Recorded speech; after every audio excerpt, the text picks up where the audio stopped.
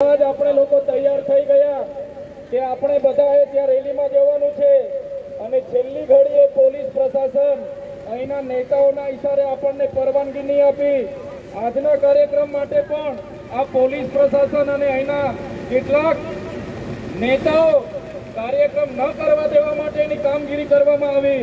ત્યારે આ પોલીસ એમના પ્રશાસન એમના નેતાને પણ હું કહેવા માંગુ છું, આ દેશના મૂળ માલિક અમે આદિવાસીઓ છે અને જે દિવસે આદિવાસી નક્કી કરશે એ દિવસે બહારથી એક પણ જનત નહીં પડે। અમારો સમાજ અમે એટલા ગૌરવશાળી સમાજમાંથી આવીએ છીએ।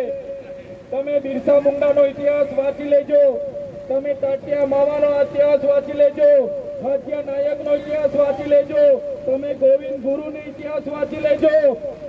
એક કુળમાંથી અમે આવીએ છીએ, અમને પરવાનગીની જરૂર નથી। અમે અહીંયા મૂળ માલિક છે, અમે ધારે તો અહીંયા કરી લઈશું। સાથે જંગલ ખાતાવાળાને પણ કહીએ છીએ, આ ઉમરપાડાવાળા, પેલા શાકબારાવાળા, પેલા ડેડિયાપાડાવાળા અલગ અલગ ભાગ પાડવાનું બંધ કરી દેજો। અમે ડેડિયાપાડાના હોય, શાકબારાના હોય કે ઉમરપાડાના હોય કે માંડવીના હોય, તાલુકા ભલે અલગ હશે, જિલ્લા ભલે અલગ હશે, પણ અમે આદિવાસીઓ છે, આદિવાસીઓને અલગ કરવાનું બંધ કરી દેજો। કહેવામાં આવ્યું કે આ વિસ્તારમાં શાકબારાવાળાને કરવા નહીં દઈએ, ત્યારે એ નેતાઓને એ પ્રશાસનને પણ કહેવા માંગીએ છીએ, અમે પણ ઉકાઈના વિસ્થાપિતો છે। તમે જે ઉકાઈમાંથી પાણી લઈ જવા માંગો છો ને, કાલે ઉઠીને જો અમે નક્કી કરી દઈશું તો એ પાઇપલાઇનનું કામ પણ બંધ થઈ જશે। કેમ તમે ભાગ પાડવા માંગો છો? ત્યારે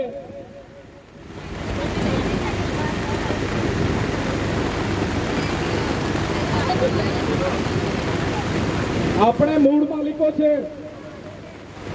અહીંના યુવાનોને, વડીલોને પણ કહેવા માંગુ છું, કોઈ પણ આવા કાર્યક્રમની પરવાનગી લેવાની, આજીજી કરવાની જરૂર નથી।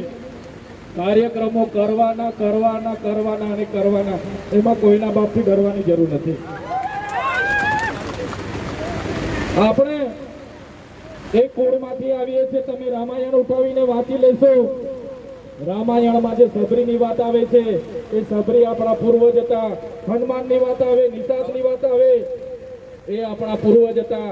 મહાભારતની વાત આવે, જ્યારે એકલવ્યનું નામ આવે, એ આપણા પૂર્વજ હતા।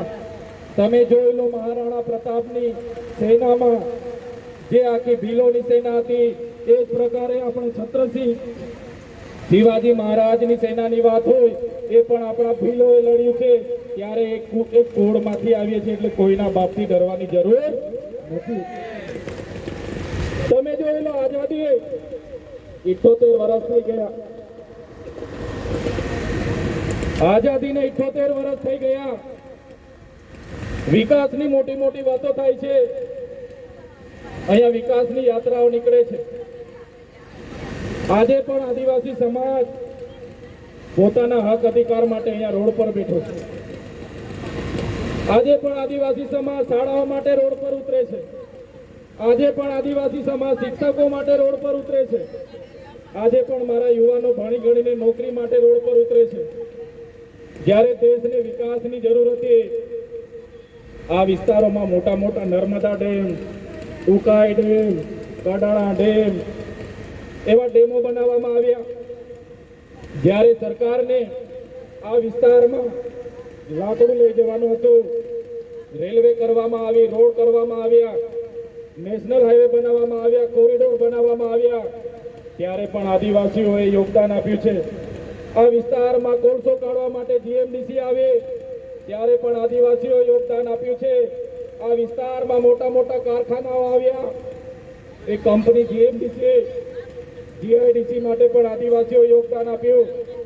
જ્યારે આજે પોતાની જમીનો ખેડવા માટે ખેડે છે, ત્યારે આ પ્રશાસન હેરાનગતિ કરે છે, જંગલ ખાતું હેરાનગતિ કરે છે, ત્યારે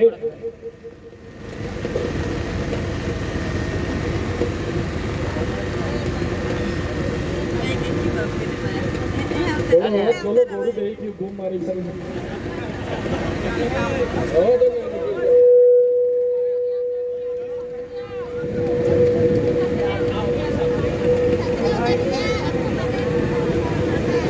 જંગલ ખાતું પણ ભાગ પાડે છે કે ભાઈ ઉમરપાડા વાળા, ડેડિયાપાડા વાળાને નહીં આવવા દેવાનું, શાકબારા વાળાને નહીં આવવા દેવાનું. પણ એ જંગલ ખાતાને પણ કહેવા માંગુ છું, તમારું જંગલ ખાતું 1927માં બન્યું છે. અમારો આદિવાસી સમાજ આદિ અનાદિકાળથી અહીં રહે છે અને તમારા જંગલ ખાતા જો તમે હરકા નહીં રહેશો, આવનારા દિવસોમાં તમારા જંગલ ખાતા પણ અમે બંધ કરાવી દઈશું. અભયારણ્યના નામે આદિવાસીઓને અહીંથી કાઢવાની વાત કરવામાં આવે, પ્રોજેક્ટોના નામે અહીંથી કાઢવાની વાત કરવામાં આવે, સ્ટેચ્યુ ઓફ યુનિટીના નામે કાઢવાની વાત કરવામાં આવે, જીએમડીસીના નામે, જીએડીસીના નામે ક્યાં સુધી અમે યોગદાન આપીશું? ક્યાં સુધી અમે વિકાસમાં ભાગ આપીશું? ક્યાં સુધી અમે લડેંગે જીતેંગે જિંદાબાદ મુર્દાબાદ કરીશું? ક્યાં સુધી અમે આવેદન નિવેદન કરીશું? ક્યાં સુધી હાય સરકાર કરીશું? ત્યારે મારા યુવાનોને કહેવા માંગુ છું, જાગી જાઓ. આપણી પીઢી લડેંગે જીતેંગે માં પૂરી થઈ ગઈ. આજે આપણે નહીં જાગીશું, આવનારી પીઢી પણ પૂરી થઈ જશે. આ સમય આવ્યો છે. આ લોકો જો નહીં આપે તો આપણે આપણા હક અધિકાર એમના પરથી ખોચી લેવા માટે પણ આપણે બહાર આવી જવું પડશે. રોડ રસ્તા બ્લોક કરવા પડશે તો રોડ રસ્તા બ્લોક કરવા માટે પણ બહાર આવવું પડશે. નર્મદાનું પાણી આપણને નહીં આપે, નર્મદાની નહેર બંધ કરવી પડે તો નહેર બંધ કરવા માટે પણ આપણે બહાર આવી જવું પડશે. ક્યાં સુધી લડેંગે જીતેંગે કરવાનું છે? ક્યાં સુધી ધરણા આંદોલન?